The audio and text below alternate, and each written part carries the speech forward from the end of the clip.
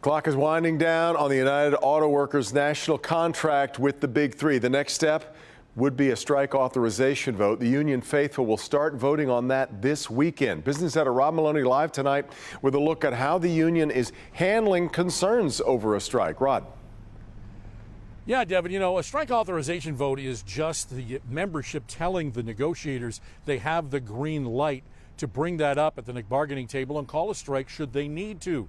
But it doesn't mean there's going to be a strike. But there are a lot of people out there deeply concerned that there might be a strike. We are literally being worked to death. Shawn Fain, in his now weekly Facebook addresses to his membership, pulls no punches and even answers members' questions. I see a new member here that's, just new to the union on March 22nd. It's their first contract with Kentucky Truck Plant and just nervous about what's coming. You got nothing to be nervous about. You know what? That's what a union's all about. We're all in this together. And while personally rallying his membership by loudly threatening a strike, he's also having the locals go to work holding a big pro-strike vote rally in Warren this coming Sunday afternoon. Wayne State University union expert and auto analyst Dr. Merrick Masters tells Local 4 while it's likely the strike vote will get approved, not everyone's so anxious to walk that picket line. I think he faces a divided union. Exactly how they're divided, I'm not certain, and the intensity of feelings on both sides will vary. I think he has some passionate people about wanting to get more and holding out for as much as they can get, and this may include a strike. Whether Fain looks to strike one or more of the domestic three or none of them, Masters says he thinks Fain will eventually opt to return to pattern bargaining at some point. He wants ultimately a pattern, and I think on certain big ticket items there will be a pattern.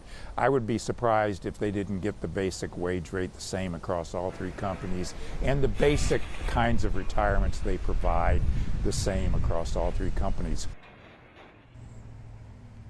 Now, the union does have a rather sizable strike fund, about $800 million, and workers who end up walking a picket line would get $500 a week from the union.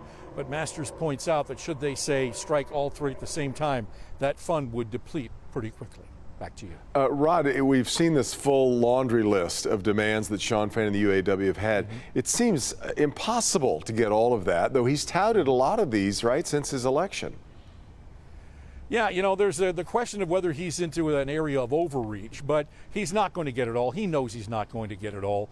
Things like the jobs bank or even a defined benefit pension. He talks about that a lot, but it does not appear that the car companies are interested in going back to, say, 2007 or 8 and be in a position where they were back then, where two of the big three had to file for bankruptcy. Right, exactly right.